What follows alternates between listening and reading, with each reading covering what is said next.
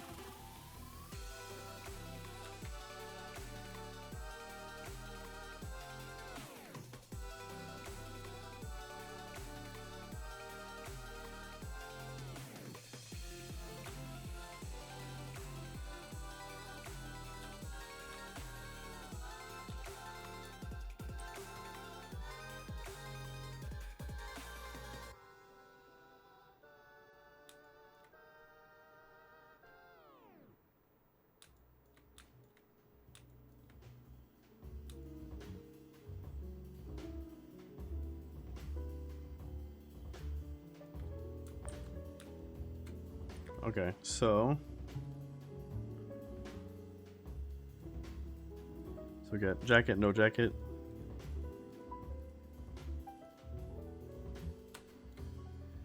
So I'm gonna start working on the line work.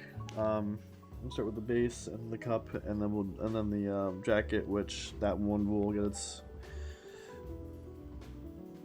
I don't know if I should do. I think the line art I will actually.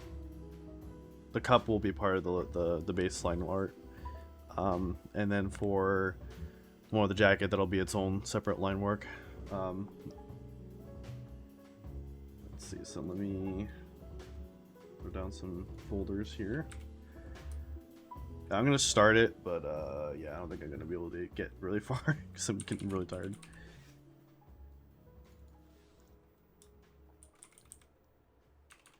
I'll go with jacket, and this one will be with, oh, you guys can't see this. I apologize. I'm just creating some folders for the layers. Throw that jacket rough in there.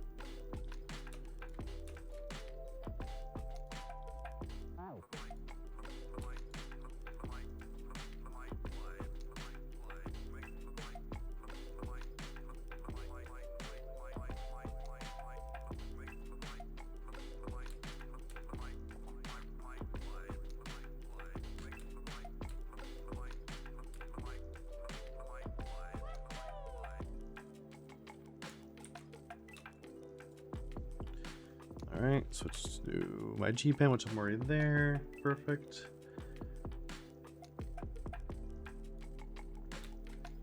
Let's do a black. I'm at a 7. Perfect. Alright, let's start going over these lines, huh?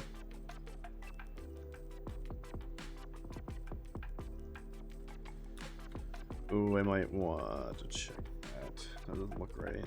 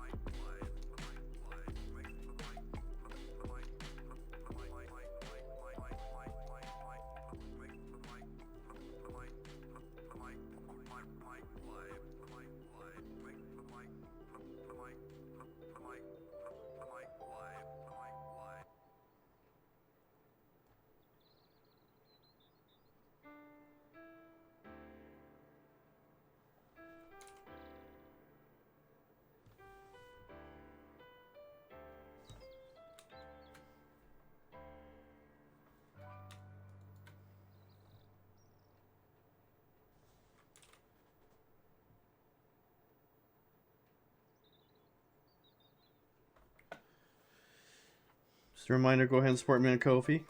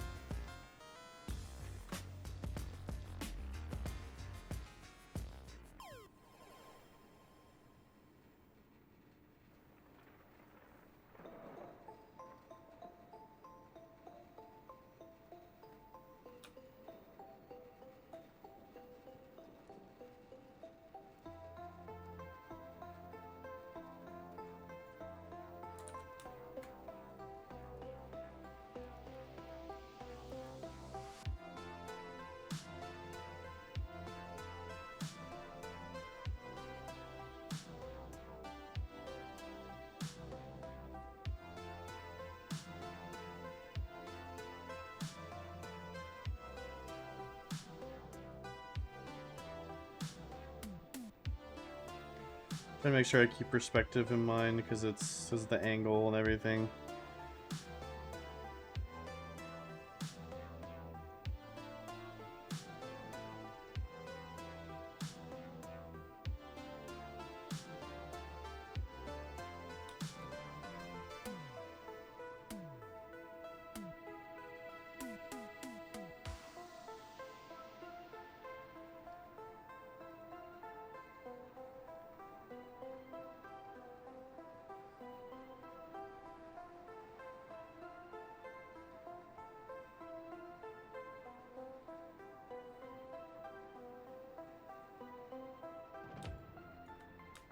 Yeah, that's pretty good.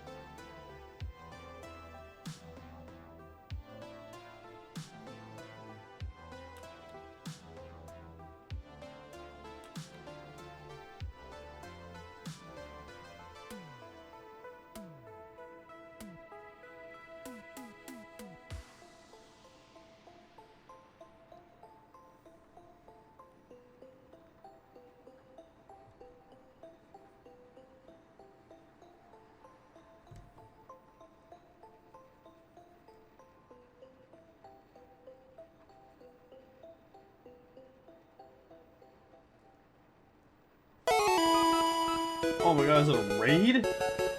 What? Little Miss Linus is coming in hot with a raid of 4 viewers.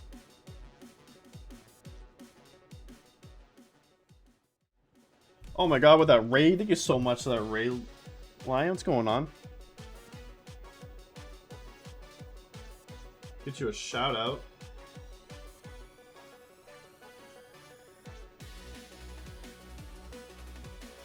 You're breathtaking. I'm gonna follow Little Miss Linus over there. Her channel. If you wanted to play with me. Ah, playing some BG3, huh? What were you doing tonight? Playing RimWorld? Nice. And actually, I've not heard of RimWorld. How you doing tonight? How was your stream? Thank you, thank you.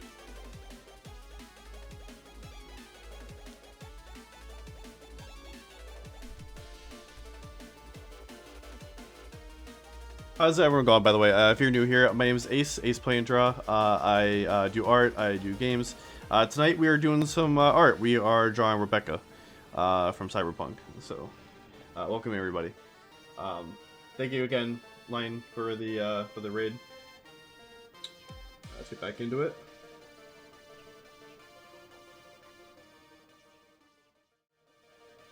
I just get hit with 7 ads. Oh no.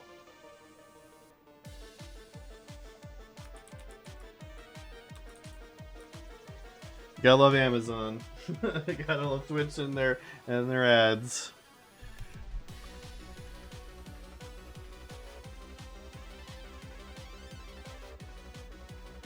Yeah, kind of fun. It was good, but I need to sleep. It's cool. Cool if y'all two of y'all came to my channel. All right. Well, thank you so much for the raid. You gotta get waking to sleep. Am I tired? I forgot. No, you're good. Nah, you sound like you definitely need some sleep. So you go ahead and get some sleep. Get some good rest. Thank you again for the raid.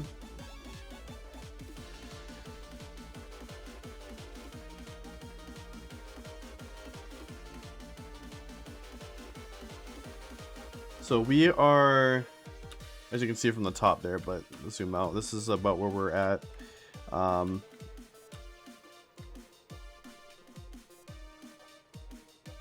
And we're just getting the, finalizing the lines.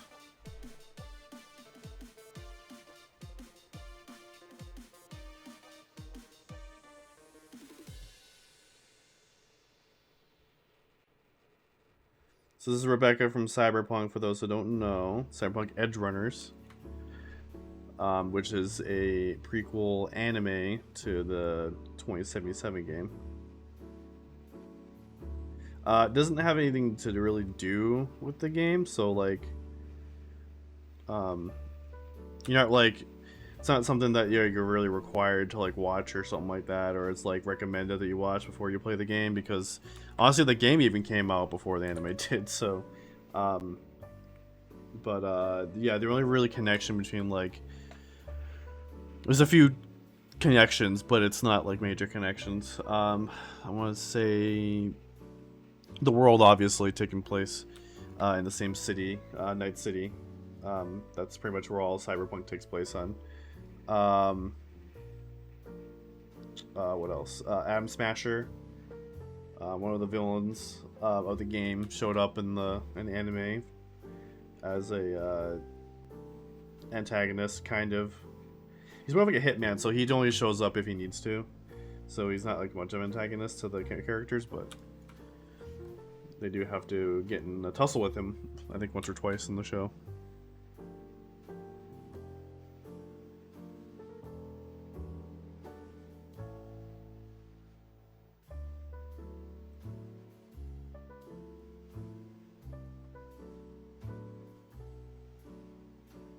Becky here is one of the side characters, but she's really popular. Along with Lucy, one of the other. She's more of the main character.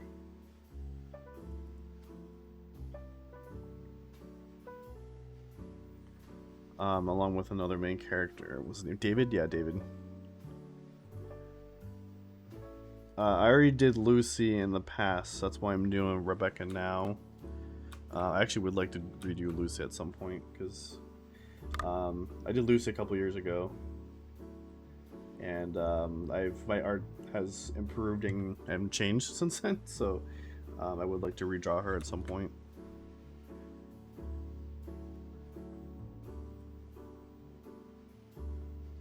Sooner rather than later, for sure.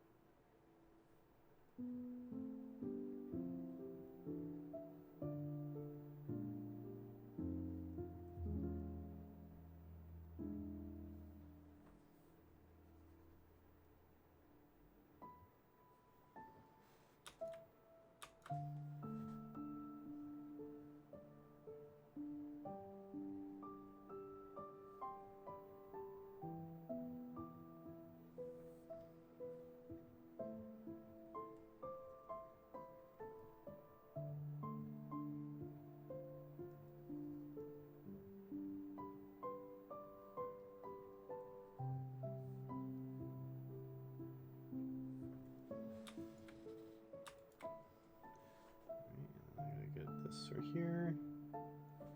Okay.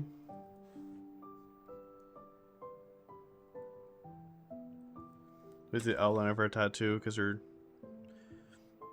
tattoo is like here. Alright, get the shoulder next.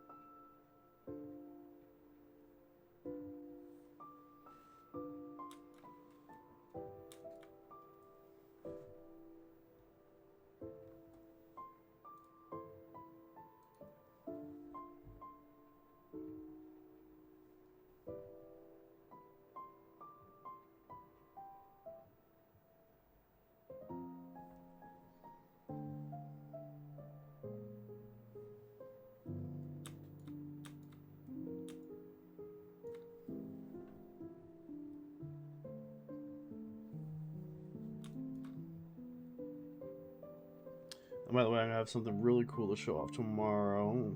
Something that's on the way. Something I'm really excited for.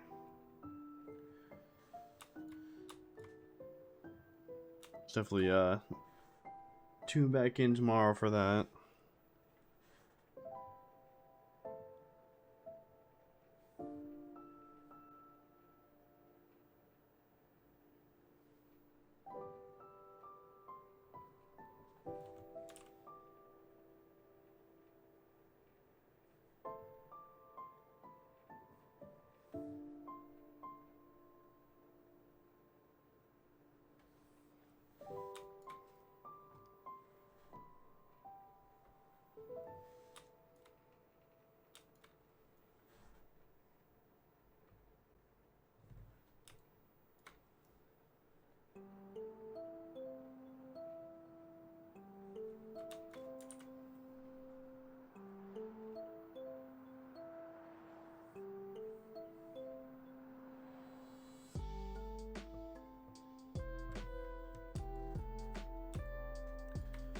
To make sure I give her kind of a chubby face.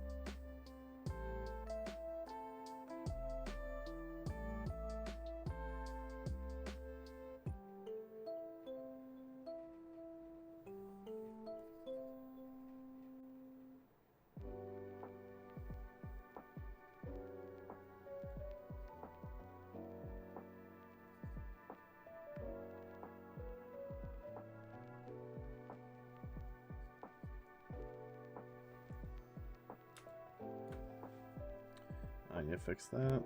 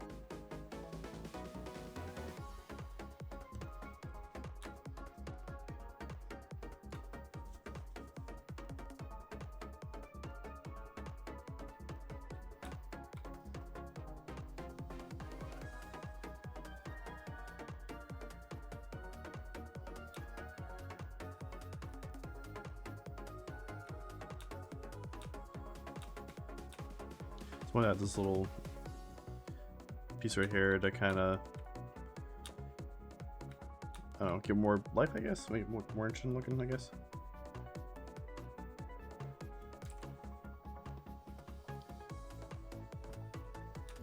Let me do that here real quick.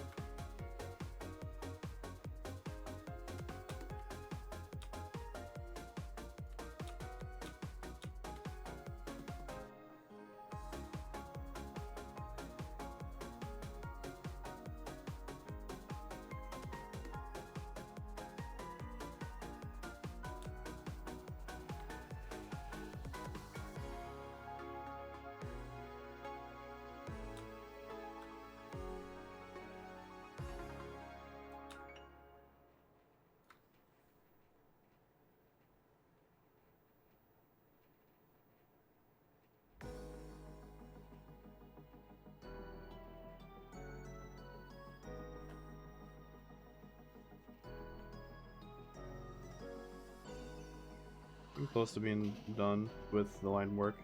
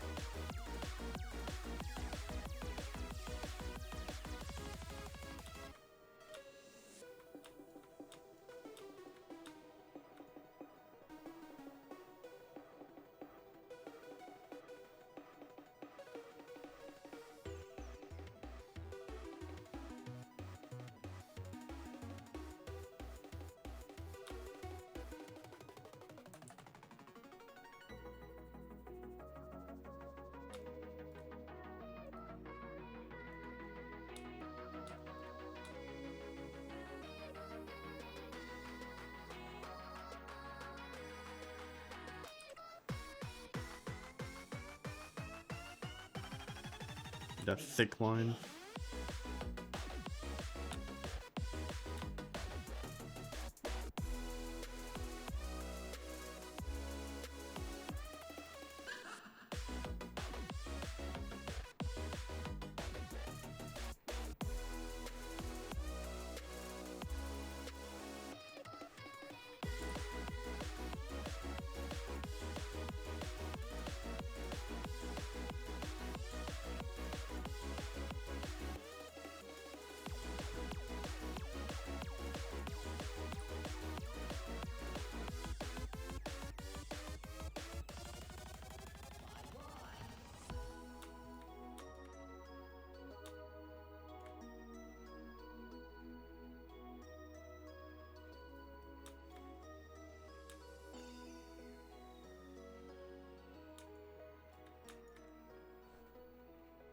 Now to this ponytail.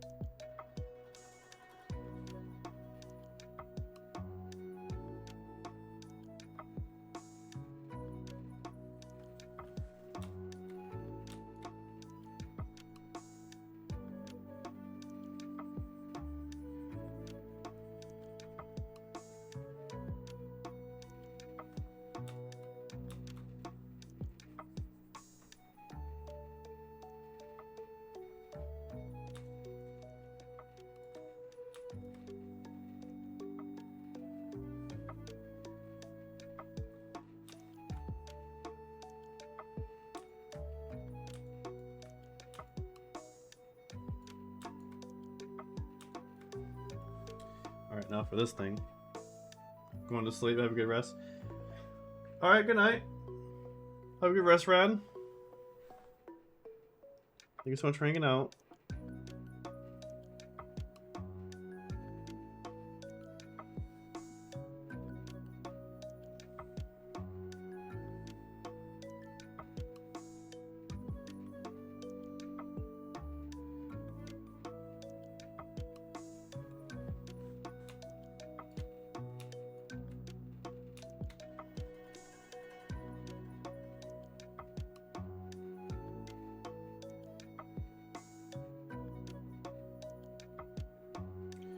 What it is, I've been really tired too past couple days.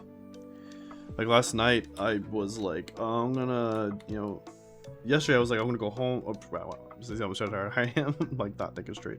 I'm going to go to work. I'm going to come home. I'm going to you know, make dinner, do my chores and stuff.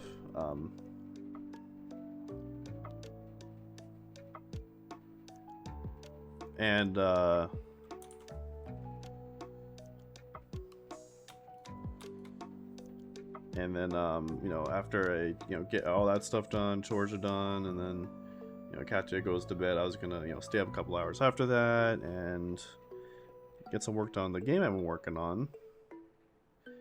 A new game.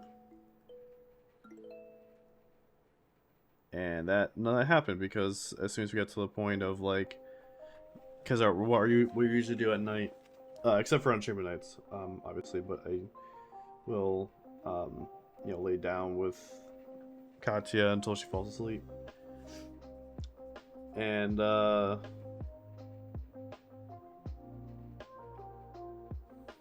then, you know, I will go off and, you know, do my own thing.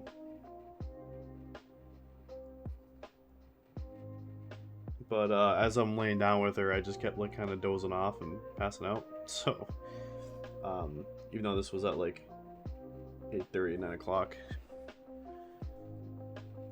but she was like, yeah, you just need to go to bed. I'm like, all right, you're right. I could bro stay awake. You're right. Honestly, if like I had tried to stay awake, I probably came in here, started working, just like passed out my chair.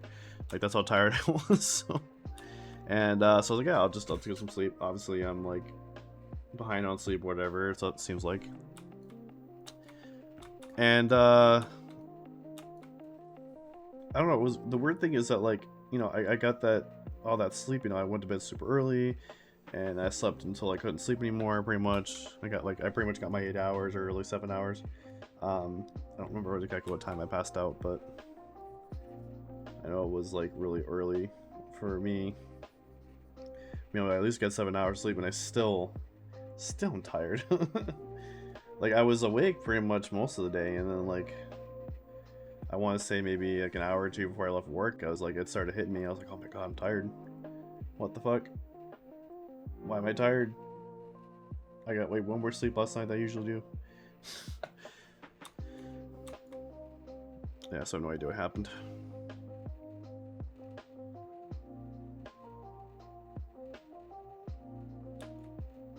This tattoo is killing me.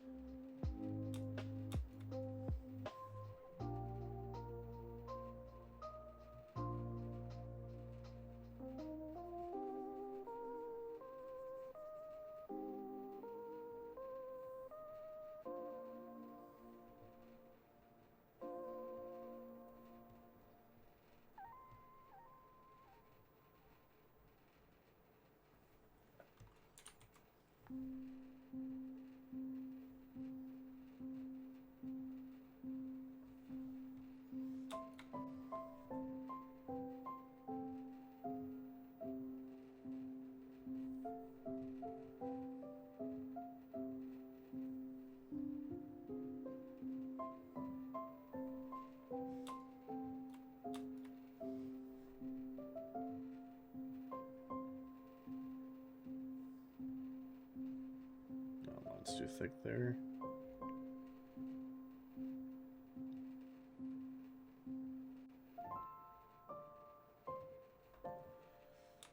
I'm gonna have to fix all this tomorrow.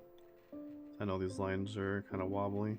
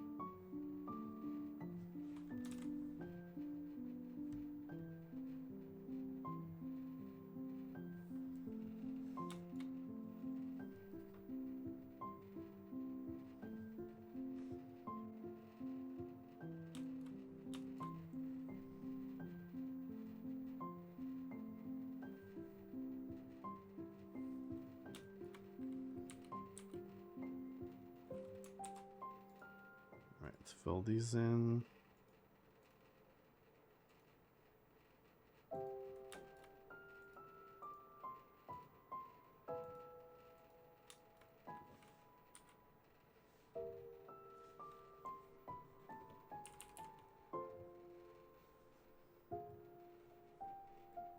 Get the parts that did not get filled in.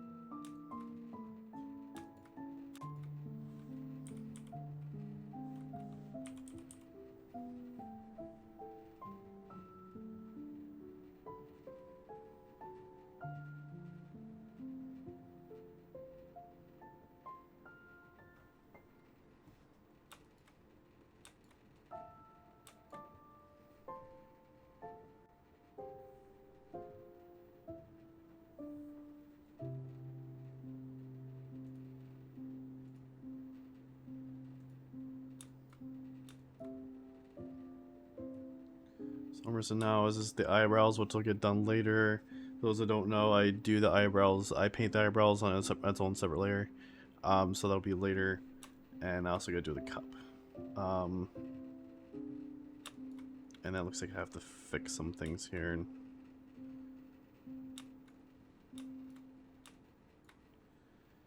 Do this real quick.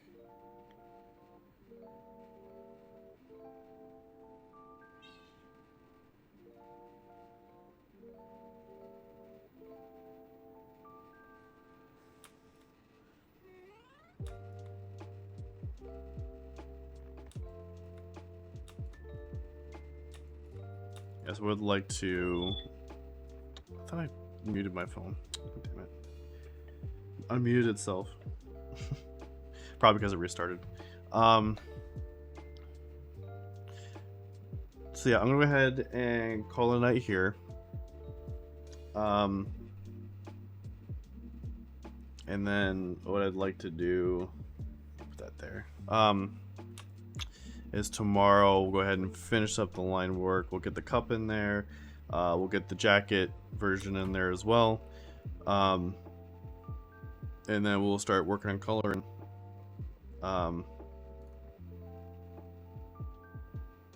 The jacket will be, what I'm going to do with the jacket is kind of what I did similar with Raven, where I took the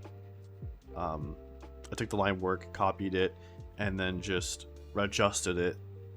I did the opposite actually, so I had it like with the hood up because that was the original intention, just to do the hood up.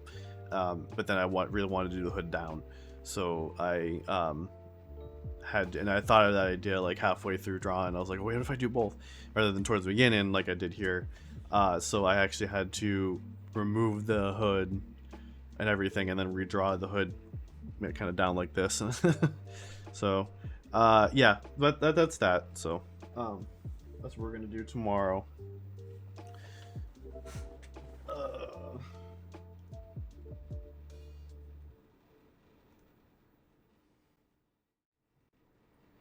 I want to thank everyone so much for hanging out. Good stream, good stream. So it looks like we did get a follower in between streams a couple days ago. So Dirty Cowgirl 93, thank you so much for the follow.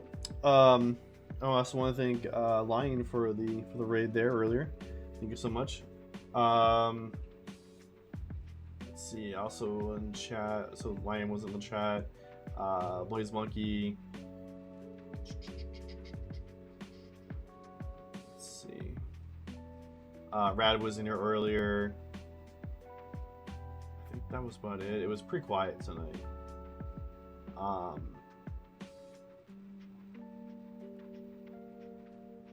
But yeah. Let's see who's available for a raid. If you're just lurking, thank you so much for lurk. Who's available for a raid? I can barely like talk straight tonight. That's how tired I am.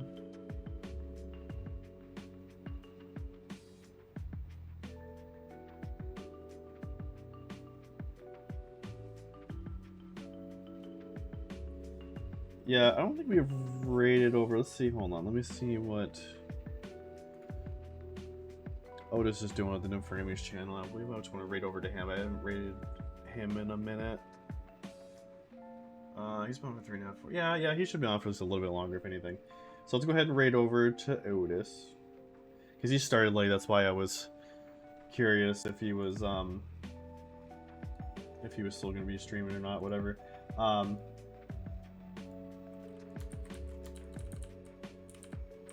And also, if you are a subscriber at all, you have access to my emotes. I'll go ahead and post this here in the chat. You can use that.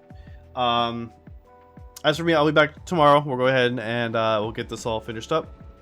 And then yeah, I'm trying to think. I feel like there's something else I'm missing.